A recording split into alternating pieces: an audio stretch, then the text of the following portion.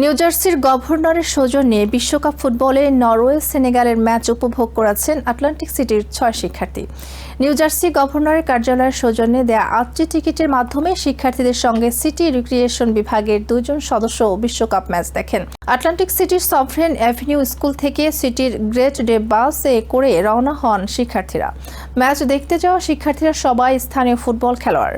বিশ্বকাপের মতো আন্তর্জাতিক আসরের ম্যাচ সরাসরি দেখার সুযোগ পেয়ে তারা দারুণ উচ্ছ্বসিত। নিউ জার্সি গভর্নরের কার্যালয়কে ধন্যবাদ জানিয়ে আটলান্টিক সিটির মেয়র মার্ট স্মল বলেন, জীবনে একবারই এমন সুযোগ পাওয়া যায়। আমাদের সন্তানদের জন্য এমন জীবন বদলে দেওয়ার অভিজ্ঞতা নিশ্চিত করতে আমরা সব সময় কাজ করে যাব।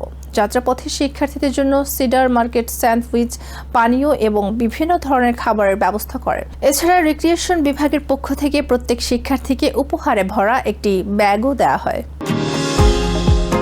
নিউ ইয়র্ক থেকে সম্প্রচারিত TVN 24 টেলিভিশন বিশ্বজুড়ে বাঙালির কণ্ঠস্বর।